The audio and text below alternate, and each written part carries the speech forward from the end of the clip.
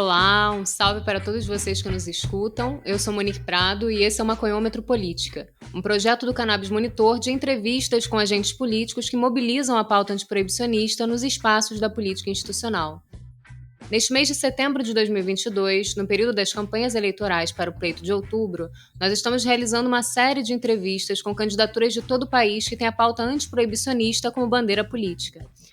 Nossa proposta é conversar com essas figuras que propõem disputar a pauta da política de drogas nas casas legislativas brasileiras e entender como eles são atravessados por esse tema e por que se projetam politicamente através dessa luta. Desse modo, buscamos trazer para os ouvintes do Maconhômetro uma aproximação com os atores que representam a nossa causa nos espaços políticos de exercício da democracia. Para os que ainda não me conhecem, eu sou Monique Prado, sou cientista social, pesquisadora, ativista antiproibicionista e assessora parlamentar para a área de políticas de drogas na Assembleia Legislativa do Rio de Janeiro. Neste episódio, eu recebo 3 candidaturas antiproíbas de São Paulo, que são a Paola Miguel, que é vereadora da cidade de Campinas, tendo sido a parlamentar mais jovem eleita na atual legislatura e a única mulher LGBTQIA+, a ocupar o cargo na cidade. É mulher, negra, periférica, feminista e engenheira formada pela PUC. É fundadora do coletivo de mídia alternativa Bom de Mídia, foi secretária de Juventude do PT e é dirigente nacional do partido. Está candidata a deputada estadual pelo PT. A Ganja Coletiva, representada aqui pelo Profeta Verde, codinome do Fernando da Silva, que é um dos organizadores da Marcha da Maconha em São Paulo e fundador da Associação Cultural Canábica de São Paulo, a ACUCA São Paulo. Ele promoveu em 2015 o Congresso Online sobre Maconha, o CONABIS, e é também um dos fundadores da Federação de Associações de Cannabis Terapêutica, a FACT, do qual foi coordenador institucional da entidade. Também foi conselheiro representante da sociedade civil no Conselho Estadual sobre Política de Drogas, o CONED, e articula desde 2018 a Ganja Coletiva, uma candidatura canábica coletiva, buscando despersonalizar a pauta antiproibicionista e disputar 3 lutas principais: a política de drogas, a participação política e a política do amor. Estão candidatos a deputado estadual pelo PSOL. E o Cláudio Gaspar, conhecido na internet como Político Gago, que é administrador público, ex-vereador por 2 mandatos na Câmara Municipal de Cachoeira Paulista, onde foi presidente da casa, presidente da Comissão da Ficha Limpa Municipal e autor do Código Ambiental Municipal. É vegano e um defensor do uso da cannabis e do cânhamo. Está candidato a deputado federal pela Rede Sustentabilidade. Olá, Paola, olá, Profeta, olá, Cláudio. Obrigada por toparem ter essa troca aqui com a gente no Maconhômetro. Bom, quero agradecer aqui a participação, estou muito feliz de estar aqui mais uma vez. E nesse período eleitoral, né, saber que existem outros aliados aí da pauta me deixa muito, muito feliz. Porque isso demonstra como que a gente tem avançado no debate com relação à maconha, né, gente? A gente precisa começar a utilizar o termo que é popular aqui no Brasil, né? Quando a gente começa, inclusive, a enriquecer e falar das classes mais altas, a gente usa o nome científico, mas o que é popularmente o que acaba encarcerando muito nossa juventude é a maconha. E é ela também que está salvando vidas. Então, estou muito ansiosa para a gente poder debater aqui e pensar propostas para o país e, aqui no meu caso, para o estado de São Paulo. Opa, saudações! É isso aí, né, Paola? É maconha mesmo, não tem por que a gente ter vergonha de falar não. Saúdo a companheira Paola, o companheiro Cláudio, que estão aqui comigo nesse debate hoje. Agradeço, Monique, Gustavo, toda a equipe do Cannabis Monitor pelo convite, em nome da Ganja Coletiva. E saúdo os ouvintes que estão nos acompanhando aí, que estão interessados em buscar, né, boas opções de candidaturas, que estão defendendo esse tema. Agradeço muito a atenção de vocês e estou muito feliz, honrado de estar participando aqui do Cannabis Monitor, que é um veículo que eu já admiro e acompanho há bastante tempo, né? Inclusive apoiei aí enquanto pude e satisfeito demais de estar com grandes combatentes aí do movimento antiproibicionista que estão defendendo essa pauta que a gente sabe que é espinhosa, mas que com o apoio de cada uma de vocês que estão em casa nos ouvindo, a gente vai conseguir colocar lá nas câmeras, assembleias legislativas. Saudações, todo mundo. E aí, salve, salve, gente. Boa noite aí aos ouvintes. Parabéns ao Gustavo, Monique, Paola, Profeta Verde, que amigo de longa data. Muito prazeroso estar aqui com vocês. e colocar esse tema importantíssimo. Eu tenho sempre dito isso: cannabis, maconha, cânhamo é uma planta. A droga é o preconceito e a falta de informação. E aí vocês aqui do Cannabis Monitor estão de parabéns de colocar aí essa pauta para a população. E hoje nós somos esses porta-vozes dentro da política. Eu estou aqui às ordens, bastante aí ansioso, no sentido de eufórico, para estar falando mais sobre esse tema. Muito obrigado pelo convite. Maravilha, gente. Muito bom poder conhecer um pouco mais de vocês. Eu vou começar com uma pergunta geral para vocês, com o objetivo da gente ter uma dimensão sobre o envolvimento que vocês têm com a pauta da política de drogas e, consequentemente, com a militância antiproibicionista.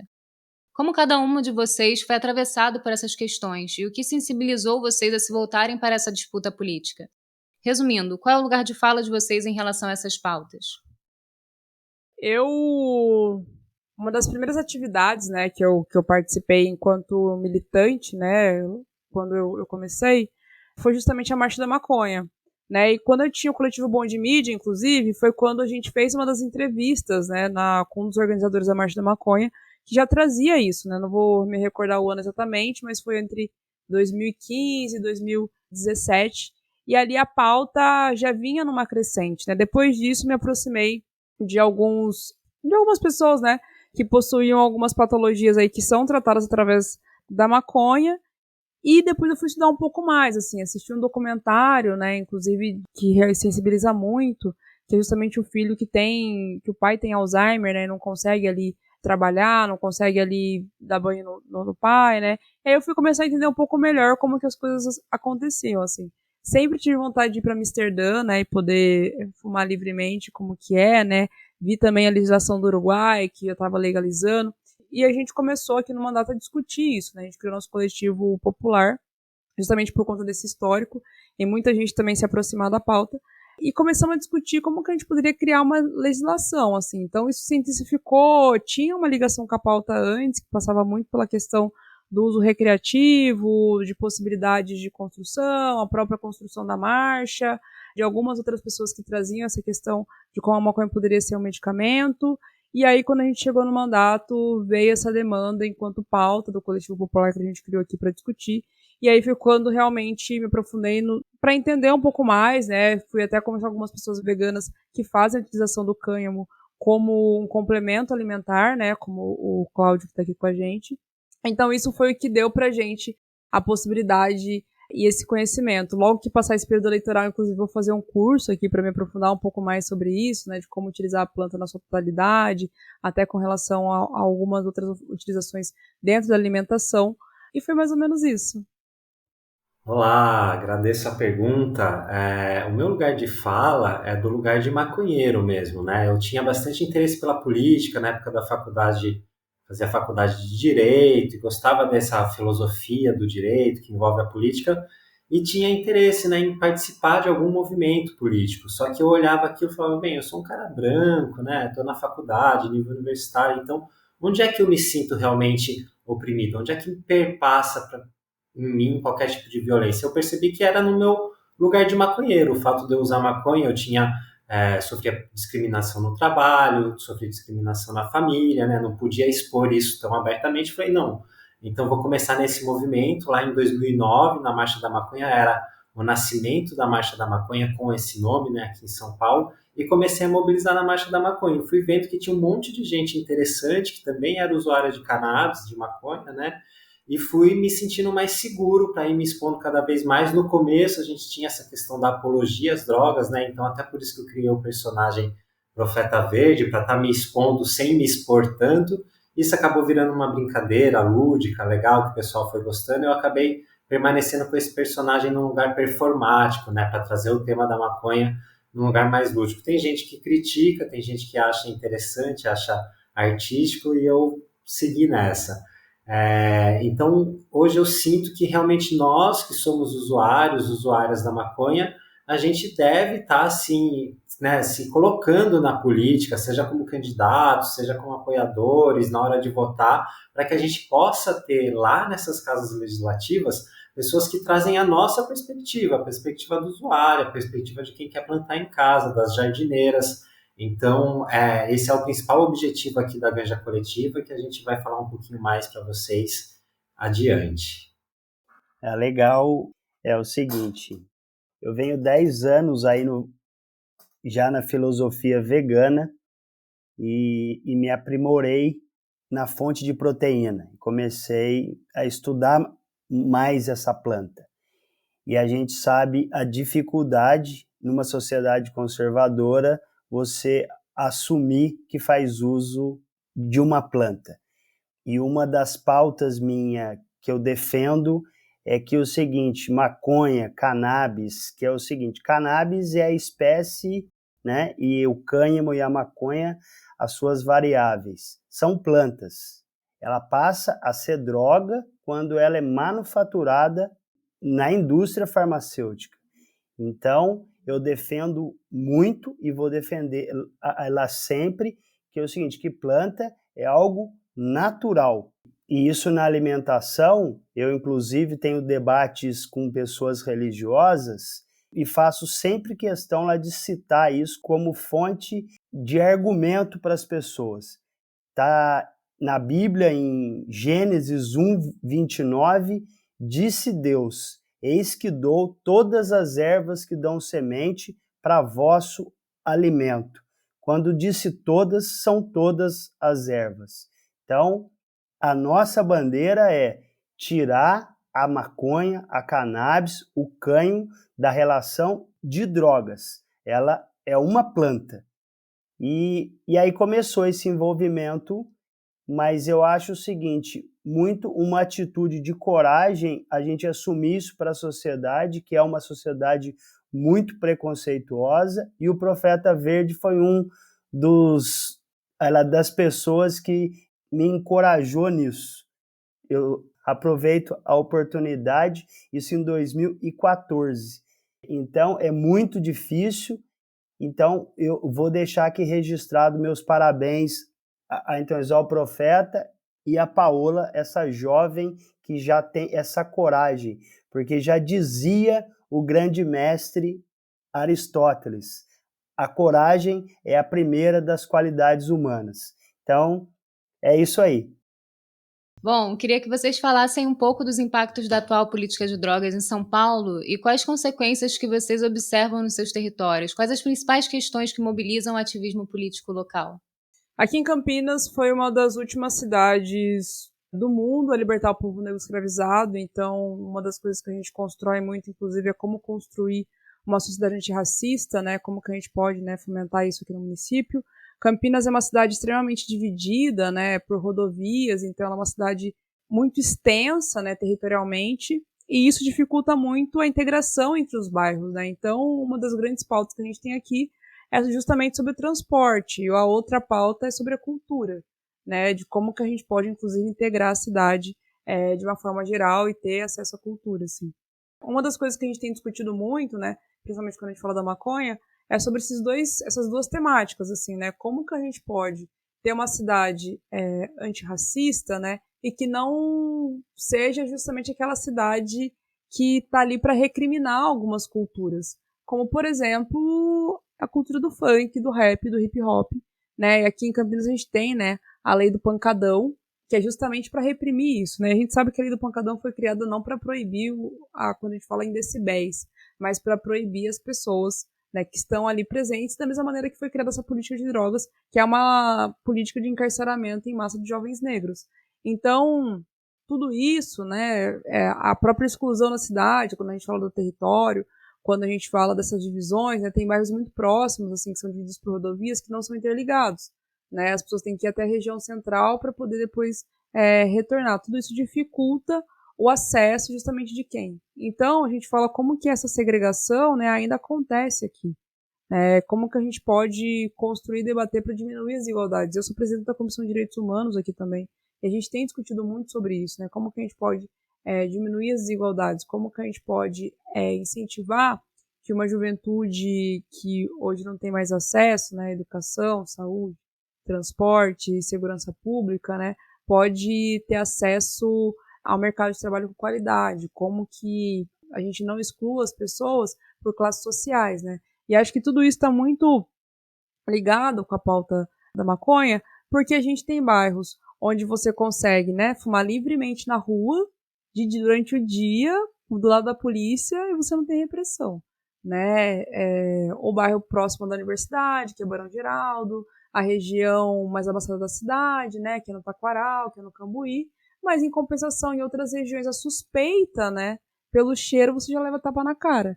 Então, né, essa segregação que aqui existe, acredito que esteja em outras, diversas outras regiões também, em outras cidades, elas são muito nítidas por conta das rodovias. E então a gente gosta muito de tentar aproximar a cidade. Essa é uma das principais pautas aqui, né? Segurança pública, teve um bairro que foi sitiado durante 12 dias aqui pela polícia, mas quando uma mulher liga, né, pedindo ajuda porque está sofrendo violência doméstica, a polícia não chega, né? Então, segurança pública, educação e saúde são nossos principais gargalos. Então, como construir uma cidade antirracista e como tudo isso passa pela pauta da maconha.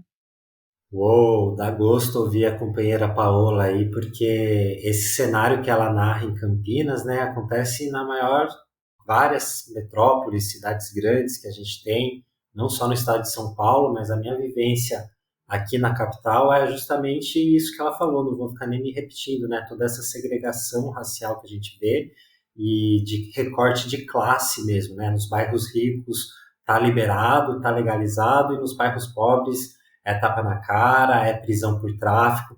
E o que a gente vê, né, pelo menos no âmbito estadual, essa questão da segurança pública que a Paola traz, de realmente uma desmedida em relação às abordagens, né?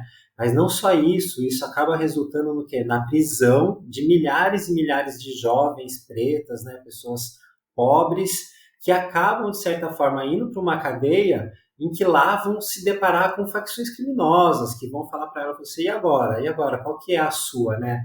E, de certa forma, é o que se fala de escola do crime. Eu não sou favorável a gente estigmatizar as pessoas que estão presas, mas é uma realidade que a gente tem essas facções e quanto mais a gente vai alimentando elas, tanto no sentido de colocar a gente na cadeia, quanto no sentido de manter um produto proibido que é explorado por essas facções, e aí muitas vezes envolvendo violência, a gente cria uma guerra de pobre contra pobre, né? Porque também do lado da polícia tem um monte de gente pobre que está ali naquela corporação, que foi o caminho de renda deles, e você vai ver que são pessoas que também são oprimidas na perspectiva delas, né? Então, essa questão da segurança pública é muito sensível, a gente tem que intervir nisso, né? Especialmente aqui no âmbito estadual, mas também tem a questão da educação, né, que foi comentado, que a gente tem aqui um sistema educacional e a gente pode estar levando uma educação sobre drogas que saia daquela perspectiva pro-ed, né, de abstinência, de falar, não use, que senão você vai morrer com as drogas, e trazer uma realidade mais próxima, né, dos fatos. Então, a partir da perspectiva de redução de danos, por exemplo, você fala, existem 10 drogas, o uso delas podem trazer esses malefícios, mas também há alguns benefícios, quais que são os riscos de misturar essas substâncias, quais que são os momentos mais adequados, casos mais sensíveis que realmente não é recomendado usar. Então, a redução de danos é um tema que a gente traz na nossa candidatura também, que a gente acredita que dá para ir levar para as escolas, dá para ir levar para as casas noturnas, né, para os lugares de festas. E aí temos a questão da saúde também, né? A gente tem aqui no estado uma série de associações que estão trabalhando com o tema da cannabis medicinal e que estão procurando aí produzir esse remédio a um custo mais acessível do que esses produtos importados ou que a gente tem hoje na farmácia. A gente criar convênios, né, com o sistema de saúde para que essas associações, quem sabe, possam estar fornecendo esse medicamento para o sistema público. A gente pode estudar bastante nesse sentido também de leis que fomentem, né, a atuação dessas associações, porque hoje o que a gente vê no cenário nacional é uma tentativa de manter na indústria, especialmente a estrangeira, todo o potencial de exploração desse produto. Então a gente tem que brigar bastante por isso, para que a gente chegue numa legalização que seja de acordo com os interesses da nossa população. Legal.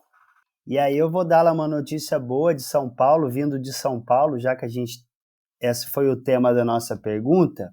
É o seguinte, notícia fresquinha do dia 13 de setembro, a turma recursal declara inconstitucional o artigo 28 sobre o porte de droga. a primeira turma recursal criminal de Santos declarou de ofício incidentalmente a inconstitucionalidade do artigo 28 da Lei 11.343 de 2006. O que significa isso? Do porte de droga para uso próprio. E absolveu um jovem detido com 16 gramas de maconha. E aqui está o voto do relator. A criminalização da conduta de portar droga para uso próprio, além de violar a autonomia, a autodeterminação do indivíduo, decorrência lógicas da dignidade humana, equivaleria a criminalizar a própria vítima. Segundo o relator, isso foi um caso específico de um jovem de 28 anos que portava 16 gramas. Então, aí o tema da matéria é para uso próprio pode. Então, eu acho que São Paulo já está começando a dar sinais que a maconha breve já vai ter o objetivo que nós buscamos. Maconha é uma planta. A droga é o preconceito e falta de informação. E a Justiça de São Paulo declarou inconstitucional o artigo 28. Isso na parte jurídica. E na parte medicinal, o Estado do Rio tem dado um exemplo para o Brasil, especificamente a cidade de Búzios, onde as pessoas estão conseguindo, através lá da saúde pública, o uso do canabidiol, uma matéria do Globo Repórter, do Profissão Repórter, de 2 de agosto. Então, eu vejo hoje aí o seguinte, né, então, a maconha, ela é legalizada, entre aspas, aí aqui no Brasil, porque a gente consegue comprar, em qualquer cidade você consegue comprar. Ela está na mão de traficantes e está na mão do capital estrangeiro, onde já se viu você chegar numa farmácia, comprar então um remédio que custa R$ 2.800. Ou seja, nós estamos enriquecendo ainda mais os estrangeiros e prendendo os brasileiros. Espero que essa decisão do Estado de São Paulo, da sucursal de Santos, seja a abertura de porteira para uma nova visão com relação a uma planta. Minha luta, minha bandeira é descaracterizar uma planta de droga. Muito obrigado. Bom, caso vocês sejam eleitos, queria que dividissem com a gente o que podem fazer e como pretendem atuar para avançar essas pautas caras aos movimentos antiproibicionistas nesses espaços. Queria aqui parabenizar o Profeta e o Cláudio. E acho que essa resposta vai muito de encontro com o que a gente comentou aqui, né? Eu acho que uma das grandes coisas que a gente pode fomentar, inclusive, é a luta antimanicomial, né? Discutindo um pouco mais abertamente sobre a redução de danos, como o Profeta traz aqui. Então, para que a gente consiga ter isso, né? A descriminalização por si só, né? Espero que a gente consiga atingir a legalização, mas a descriminalização já permite com que os usuários do CAPS, por exemplo, sejam menos reprimidos, né, quando eles vão fazer atendimento ao serviço. Quando a gente fala também de uma redução de danos da galera mais jovem que está utilizando, né, se a gente tivesse a legalização, por exemplo, seria muito mais difícil a compra, né? Então, a preocupação que muitas pessoas têm dificulta quando você tem, por exemplo, de uma juventude querendo utilizar, mas facilita quando a gente fala de utilização de medicamentos, né? Então, a produção nacional deixaria, sem dúvidas, um barateamento muito grande dos medicamentos. E acho que uma das coisas principais é colocar no governo do estado, né, a distribuição dos medicamentos através do SUS, porque hoje a compra já é feita através de liminar. Então, como que a gente poderia fomentar, por exemplo, que não se fosse apenas por liminar, mas que isso entrasse, sim, na lista dos medicamentos que isso é comprado? Isso já baratearia o custo do medicamento no custo total, né? Porque você faz isso em grande escala, não em pequena. Inclusive, ia facilitar que muitas pessoas tivessem acesso ao tratamento. Quando a gente tem, por exemplo, os médicos discutindo sobre isso, né? muitos médicos estão se aprofundando, não só médicos, mas também veterinários, dentistas. A gente começa a ter uma naturalização dos medicamentos através de cannabis e não vira um preconceito. Hoje eu conheço pessoas que fazem a utilização dos medicamentos e não falam, né? A gente poderia, inclusive, incentivar a pesquisa, né? Quais são as outras doenças, né? Além de Alzheimer, Parkinson, glaucoma, combate, né? Algumas efeitos colaterais da quimioterapia, epilepsia grave, dor crônica. Quais são as outras doenças? Né? A gente poderia, inclusive, pensar em medicamentos específicos para essa população, porque hoje é como se fosse uma grande receita de bolo. E muitas pessoas, inclusive, falam, né, que não aguentam mais tomar só o óleo, né, de cannabis, que não conseguem, inclusive, nem olhar mais para o azeite. A gente poderia pensar em outras formas. Mas se a gente tivesse a legalização, por exemplo, a gente poderia utilizar, igual é feito fora do país, através da inalação, através do próprio fumo, através dos alimentos. A gente teria um suplemento para a população que é vegana, né? A gente conseguiria ter uma discussão de alimentação mais saudável, inclusive através disso, e principalmente o debate de segurança pública, porque a gente está aqui hoje tirando a possibilidade, né, assassinando jovens negros preventivamente. Isso aí é uma matéria em São Paulo, que jovens negros de 10 anos eram assassinados preventivamente. Então, a gente poderia criar uma educação, né, antirracista, que seria fundamental para que a gente conseguisse mudar a cara do Estado, que já foi o Estado que mais matou jovens negros, né, e que mais morriam policiais negros. Assim, poderia pensar numa outra política de segurança pública que fosse, de fato, para nossa proteção e não do terror. Vou dizer, meu companheiro Cláudio, que a gente fica na saia justa aqui, porque a companheira Paola, ela é tão precisa, né? Ela aborda de uma maneira tão completa que eu falo, meu Deus, e agora? O que eu vou falar, né? Mas é isso. A companheira Paola traz são uma série de atuações possíveis, né? Para a gente que pode estar assumindo esse lugar de deputado estadual. Talvez aqui para complementar, porque eu na resposta anterior também já falei um pouquinho dessas possibilidades, mas estando lá, acho que uma das nossas primeiras conversas seria com as associações, com os coletivos, né, que estão trazendo essa pauta para tentar fortalecer o movimento deles de alguma forma. É possível criar algum projeto de lei, é possível direcionar recursos, promover, né, audiências públicas, porque podemos pensar em 3 perspectivas que costumam entrar mais, que é a da segurança pública, que a Paola abordou tão bem, né, a questão da saúde e a questão da educação.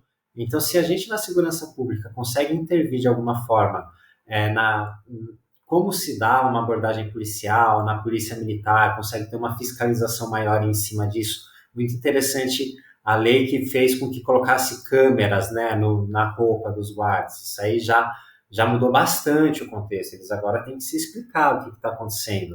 Então, são um tipo de intervenções que podem ser feitas, né, a gente pode pensar, né, bolar intervenções, para que a gente diminua essa distinção que é feita nessas abordagens.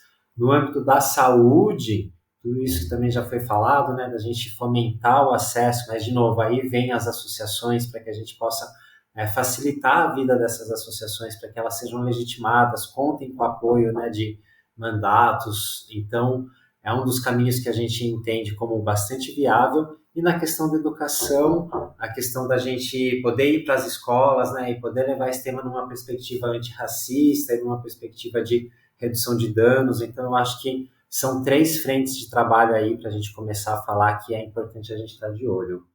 É isso. Passo a bola. Legal. É o seguinte,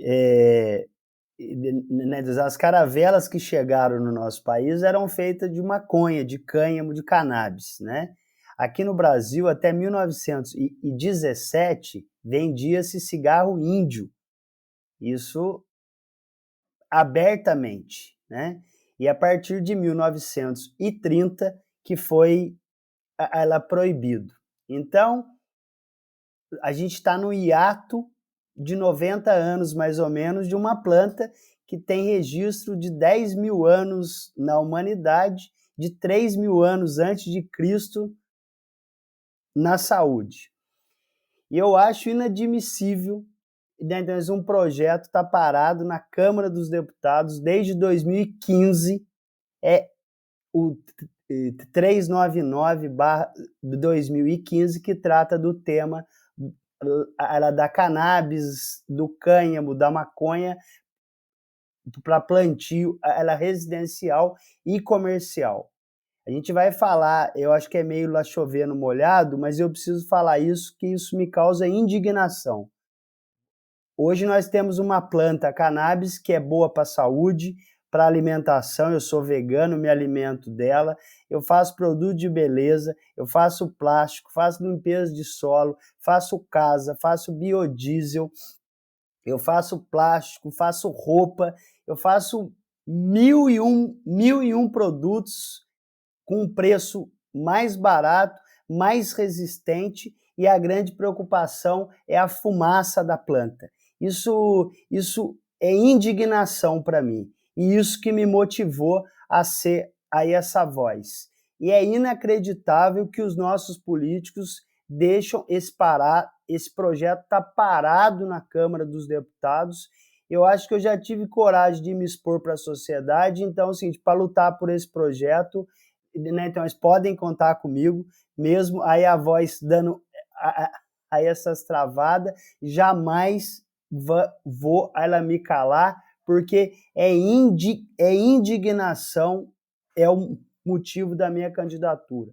Num país em que brasileiros passam fome, impedir de ter aí uma planta cuja a proteína pode chegar a 25 gramas, ômega 6, ômega 3, arginina. Então, o que nós estamos fazendo hoje? Estamos assistindo aí eu sinto países como exemplo, os Estados Unidos. Ele vai gerar 1.750.000 empregos com cannabis, vai movimentar mais de 50 bilhões de dólares na economia, e a gente aqui nessa guerra que já mostrou que é o seguinte, que a política pública nossa na área da segurança pública com relação a cannabis não funciona, com relação à maconha não funciona. Então, a pauta é colocar esse debate nacional e fazer com que esse projeto, esse 399/2015, seja votado com emendas. Tem que descriminalizar imediatamente, é inaceitável, é triste você ver o seguinte, famílias carentes precisando de um óleo e não consegue, certo, ter. Então, eu fico muito contente de estar participando desse debate nesse momento com pessoas tão engajadas e dispostas a lutar por isso. Bom, há muita resistência em relação a essa pauta, até mesmo nos partidos políticos de esquerda, que em geral costumam ser mais progressistas. Geralmente esse é um tema que partidos não querem se vincular, especialmente no período das eleições. O posicionamento político do Marcelo Freixo, candidato a governador no Rio de Janeiro, é um exemplo disso que teve muita repercussão nesse período de campanha eleitoral. Queria que vocês falassem um pouco do desafio de bancar essa pauta publicamente e dividirem com a gente se vocês sofrem ou se já sofreram algum tipo de violência política ou sabotagens em geral por apoiarem essa luta. Eu sou uma mulher negra, né, bissexual, a primeira a assumir, né, fazer parte da comunidade LGBTQIA+, está no mandato, né, tenho um Black Power, então, por diversas vezes, né, as violências, né, que eu chegam muito por conta da pauta racial, né. Então, a pauta da maconha não é diferente, assim, muita gente, inclusive, né, quando a gente começou a discutir sobre isso no mandato, ficava com receio de conversar conosco, achando que a gente iria denunciar, por exemplo, e impedir o acesso a medicamentos. Então, tô contando isso para explicar como é louco, né, essa forma com que a maconha é criminalizada a ponto de pessoas que precisam de um medicamento sofrerem com essa perseguição e terem medo, inclusive, de conversar, né, conosco politicamente para poder pensar em melhorias aqui no município, né. Então, eu acredito que esses últimos tempos, inclusive, né, a gente tem visto algumas discussões que passam aí pela direita, né, eu vi alguns candidatos de direita pautando isso e colocando isso. Aqui em Campinas tem sido muito bem aceito, mas a gente tentou colocar em pauta isso, e aí o que a gente ouviu foi coisas do tipo assim, mas eu não vou colocar aqui falando sobre droga, aqui, né, falando sobre essas coisas, né, a gente tá aqui para fazer um trabalho sério. Então esse preconceito ainda existe, como se fosse uma pauta menos importante, como se isso não precisasse ser discutido. Não sofri ameaças por conta disso, né? Sofri ameaça mais no modo geral com a construção da pauta antirracista e a pauta LGBT aqui no município de Campinas, mas ainda tem um preconceito muito latente, mas por conta da universidade aqui, as pessoas tendem a ficar um pouco mais recuadas com relação a essa pauta especificamente, mas não tem medo nenhum de se demonstrarem racistas, né? Inclusive eu sofri um crime de racismo no dia 8 de novembro do ano passado, que o inquérito está correndo na justiça, e também quando a gente fez uma audiência pública com relação ao Conselho LGBT da Diversidade, né, da comunidade LGBT, a gente sofreu algumas retaliações internas de não ter fotógrafo, de sair fora do ar do site, enfim, né, foi uma grande luta e a gente queria poder fazer publicamente com relação à maconha aqui também. A gente está nessa luta, mas a gente vai conseguir, a gente não desiste não. Bem, vamos lá, né? A questão da resistência à pauta. A gente vê que realmente num cenário foi colocado aí em geral, né, de âmbito nacional, de todos os segmentos da população, há muita resistência. O tema da defesa das drogas, ainda mais a gente que defende a legalização de todas as drogas, acaba sendo mal visto quando você se trata de uma candidatura majoritária para presidente, para governador, ou até mesmo para senador, né? Agora, quando a gente vem para o âmbito de deputados, a gente começa a trabalhar com segmentos populacionais, né? Então, acaba sendo uma estratégia a gente escolher determinadas bandeiras. No nosso caso, da ganja coletiva, a gente colocou logo na chamada, né? Ganja coletiva. E lógico que isso traz consigo todos os estigmas que a maconha já sofre por si só, né? A nossa campanha muitas vezes é vista como a dúvida, será que é uma campanha séria, ganja, né? O nosso desafio é justamente mostrar que sim, somos sérios, somos maconheiros e estamos aqui mostrar a que viemos, né? Então, ao mesmo tempo que pode gerar numa parcela da população que já não tem a paixão pelo tema que a gente tem, fala, não, essa história de ganja coletiva é meio zoeira, não quero nem saber. Mas quem realmente é canabista, quem é apaixonado pela planta, olha e logo se identifica e se abre para isso. Então, é uma estratégia em que a gente perde dali, mas ganha daqui. Claro que hoje, acho que a parcela de canabistas que estão se envolvendo na política, que estão apoiando, ou até mesmo votando, porque alguns acabam nem indo votar, ainda é pequena. E o nosso alcance também é pequeno. Mas a gente tem visto aí uma crescente no sentido dessa pauta, que cada vez mais candidatos, né, estão defendendo elas aqui. Vocês já fizeram um outro programa, temos aqui a Paola, o Cláudio, então a gente está numa crescente nesse sentido. Então, apesar da resistência, né, Lula não está falando disso, Ciro Gomes, quando fala, não é a favor, né? Aí a gente tem o Bolsonaro, que sabe explorar bem essa pauta para o outro lado. Então, embora haja essa resistência nesse âmbito mais geral, nos âmbitos específicos a gente tem conseguido ganhar espaço.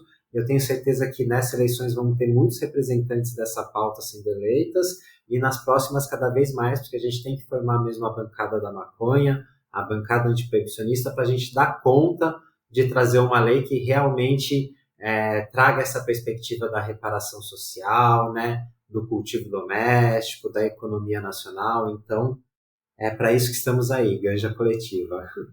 Não, bacana. Eu acho que vocês já me representaram, e se eu terminasse aqui com obrigado, já valia, mas eu vou aproveitar aqui só para complementar.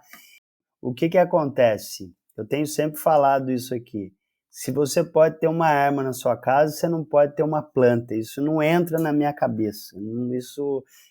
Isso me revolta, E a gente pega muito pessoal mais da direita que bate nessa tecla. Eu acho que são o pessoal que eu mais entro nesse choque. Né? Eu gosto de um pensamento de Nietzsche, que ele diz o seguinte: demore o tempo que for para decidir o que você quer. Depois disso, não arrede ante nenhum pretexto. Então, eu estou de corpo e alma nessa pauta.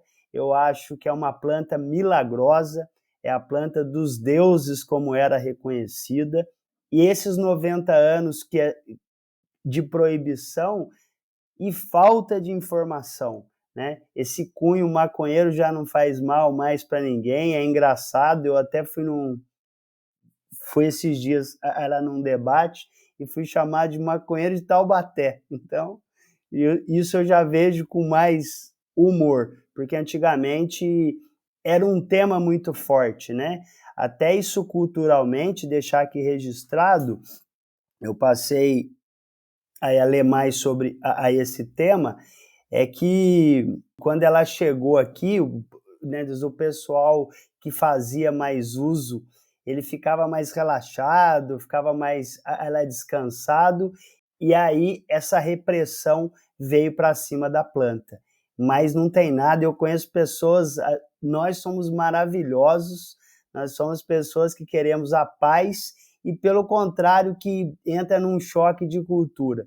Se você plantar um pé de cana na sua casa, deixar ele fermentar e tomar 1 litro desse líquido, você vai virar um cidadão agressivo, um cidadão que vai fazer mal para a sociedade. Eu nunca encontrei com uma pessoa que fez uso da maconha, da cannabis, querer fazer mal para alguém. Então, é um estigma que está enrustido na cultura brasileira.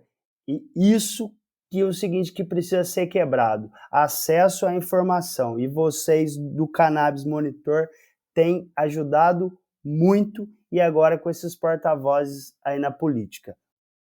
Maravilha, gente. Eu queria saber de vocês qual a leitura que vocês fazem do momento atual sobre os avanços em relação à maconha e a perspectiva de vocês para o que vem pela frente na próxima legislatura.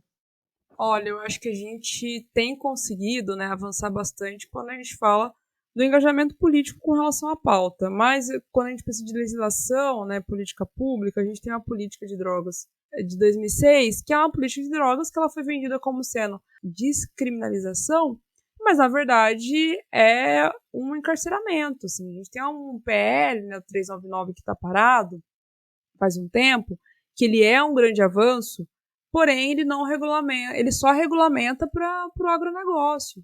Né? A gente teve um avanço com relação à Anvisa, com relação à liberação dos medicamentos, mas a gente ainda não consegue produzir o nosso próprio óleo e nem pesquisar, né, de forma livre sobre isso, só através de liminar. Então, e a gente tem, né, um desgoverno que o tempo todo fica ali falando como que ele quer armar, né, as polícias e as pessoas, né, mas não quer discutir uma planta que salva vidas, como o Cláudio trouxe. Então, eu acho que a gente, quando a gente fala de sociedade, né, os países arredores aqui da América Latina foram importantíssimos para a gente avançar com relação a essa pauta. Mas o Profeta trouxe muito bem, né, os nossos majoritários têm muito receio de falar sobre isso. Então, cabe a nós também ali colocar isso como sendo uma pauta política no centro do debate. A Marcha da Maconha em São Paulo foi uma das maiores da história, uma das maiores manifestações que a gente teve pós-pandemia também, né? Então, e tava e o nome da marcha é Marcha da Maconha. Então, isso demonstra como é necessário e urgente a gente aprofundar o debate, né, que passa pela saúde, que passa pela segurança pública, que passa pela educação, que passa pela transformação da nossa sociedade e em pensamento também. Então, eu acho que tem muito para a gente avançar ainda, não só federalmente, mas aqui no estado e também nos municípios. Eu acho que a gente tem que tomar muito cuidado com as leis que parecem boas e depois se mostram, na realidade, bastante capciosas, né? A Paula comentou da lei de 2006, que ela foi celebrada, né, como uma lei progressista, porque ela despenalizava o usuário, que não tinha mais a pena de prisão, mas ela deixava ali, no artigo 28, no parágrafo único, ou primeiro, se não me engano, de que a diferenciação entre o uso e o tráfico ficaria a cargo dos agentes policiais, né, a partir de território, a partir de histórico pregresso da pessoa. Então, o que aconteceu? O delegado, o policial e depois o juiz, que dizem é uso ou é tráfico, não há qualquer critério objetivo. E aí, qual que é a consequência? Milhares e milhares e milhares de pessoas pobres e pretas sendo colocadas como traficantes, muitas vezes com quantidades pequenas de substâncias proibidas, né? Então, isso é algo que já aconteceu e que pode acontecer, por exemplo, nesse PL 399, que fala da legalização do uso medicinal, que você olha e fala, poxa, é um avanço, né? A gente vai ter um um PL que permite pelo menos uso medicinal.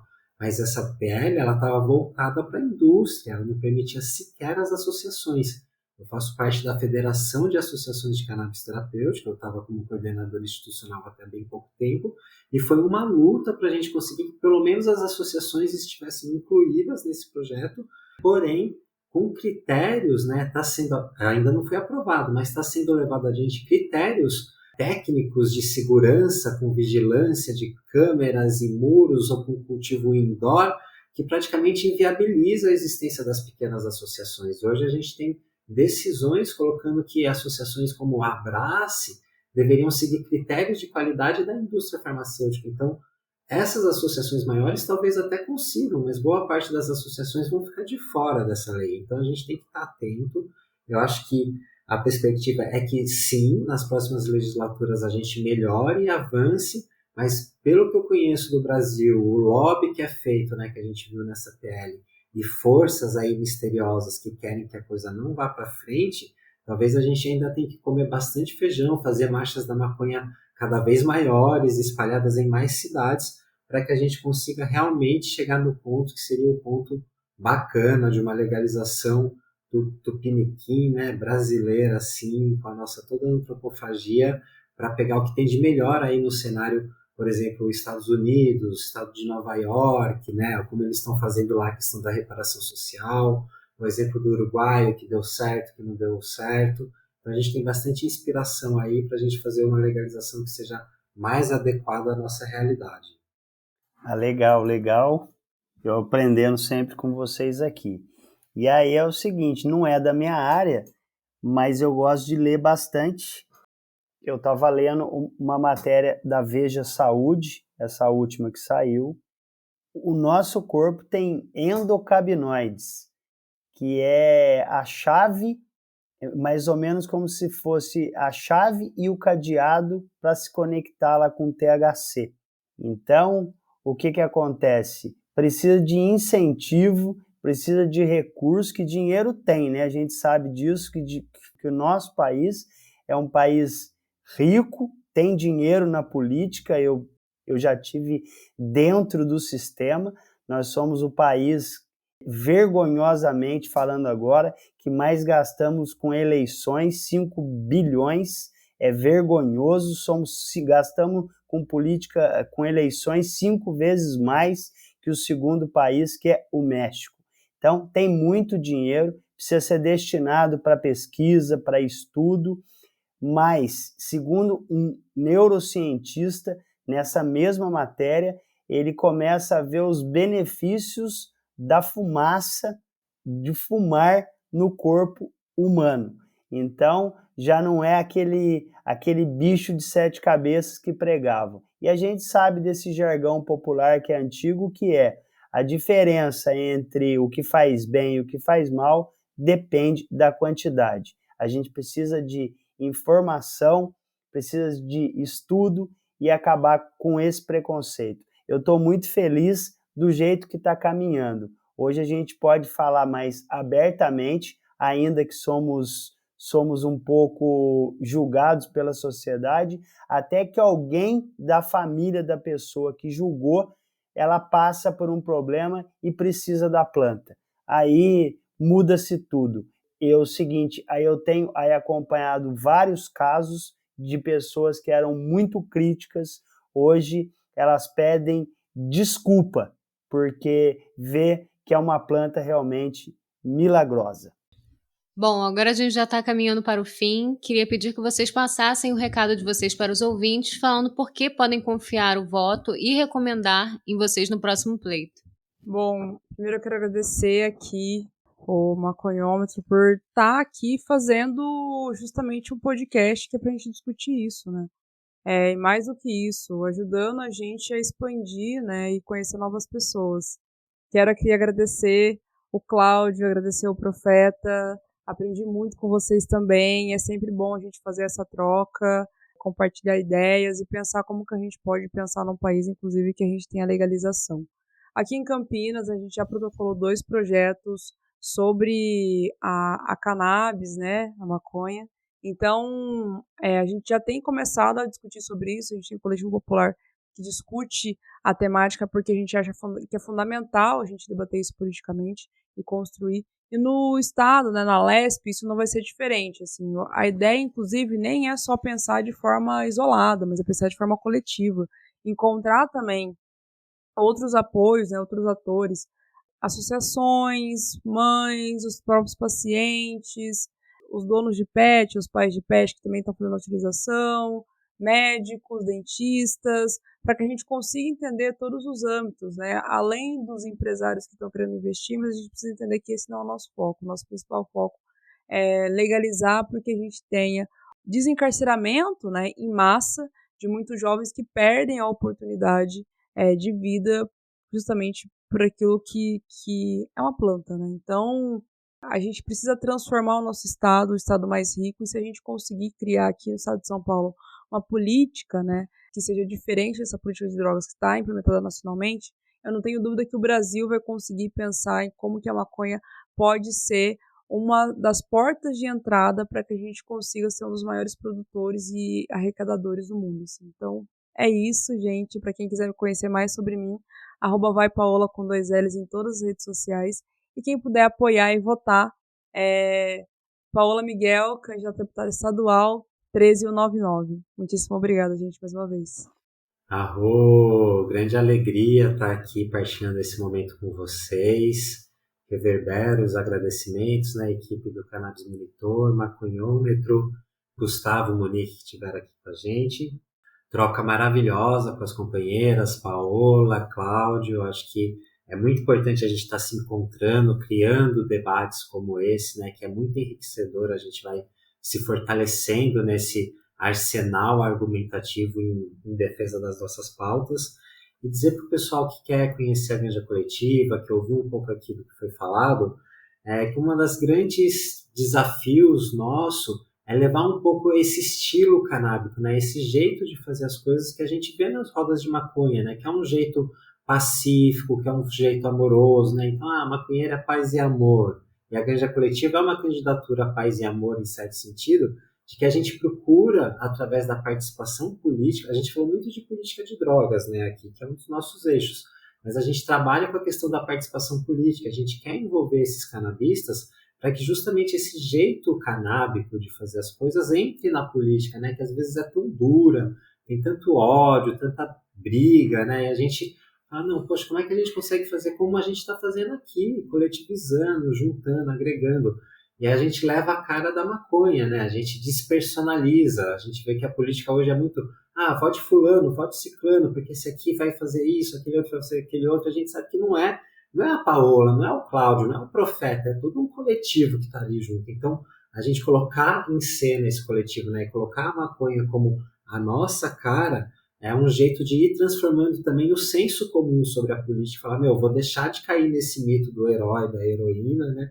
A heroína aí como uma droga, mas não é a questão dessa heroína que eu estou falando, mas a gente não cair nesse mito de que fulano ou ciclano ou beltrana que vai fazer a coisa acontecer, que a gente tem que se envolver. E o outro lado é a questão das políticas do amor, né, que é uma coisa que a gente não ouve ninguém mais falando, não é um conceito, a gente concebeu esse conceito, mas que é a gente fazer a política numa perspectiva do cuidado, numa perspectiva, né, da comunidade. Então, por isso que a gente traz a coletiva, é a Ganja e a coletiva.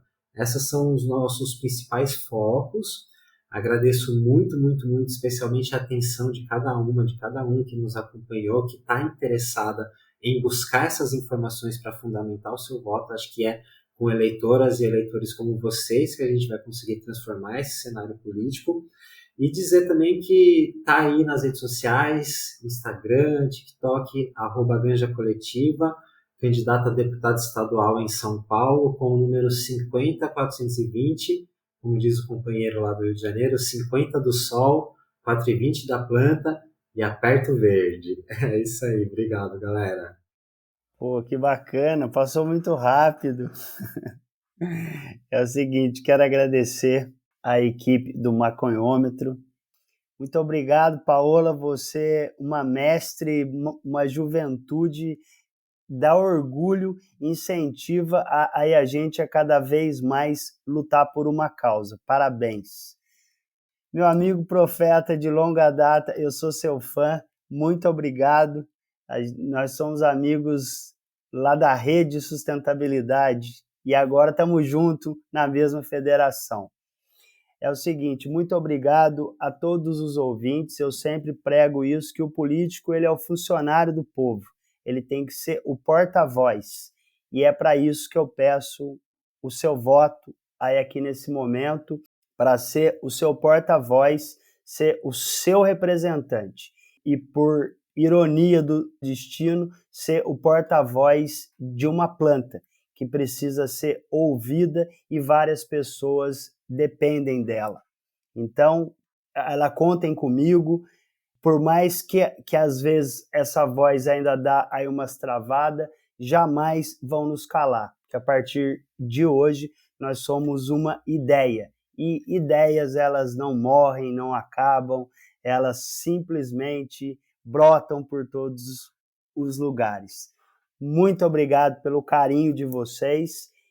Termino desejando para vocês a paz da planta. Eu sou o que nós somos, amigos de paz, e se precisar, estamos prontos para a luta. Deixar aqui meu número. O meu número é os 2 bons anos na vida nossa, 18, 19. Muito obrigado. Bom, é isso, pessoal. 10. Estamos chegando ao fim do nosso papo com a candidata Paula Miguel, do PT, com a candidatura coletiva do Ganja Coletiva, do PSOL, e com o candidato Cláudio Gaspar, da Rede Sustentabilidade. Candidaturas aí comprometidas com a luta antiproibicionista no estado de São Paulo. Muito obrigada aos 3 por essa troca e boa sorte para vocês nas urnas. Parabéns pela coragem também. Que a gente consiga ampliar cada vez mais as nossas pautas nos espaços institucionais. E muito obrigada a você que nos escutou até aqui. Esse foi o Maconhômetro Política, trazendo para a troca os atores que estão disputando as nossas causas nos espaços da política partidária pelo Brasil. Se você curtiu esse conteúdo, espalha para geral, compartilha com quem você acha que vai se interessar também e nos ajude a ampliar o debate político sobre a maconha e as drogas no Brasil. Apoie o Maconhômetro e o Cannabis Monitor. Curte, compartilha e, se puder, contribua com a nossa campanha de financiamento coletivo no Apoia-se. O endereço é apoia.c/cannabismonitor. Eu fico por aqui, um salve para geral e até a próxima entrevista.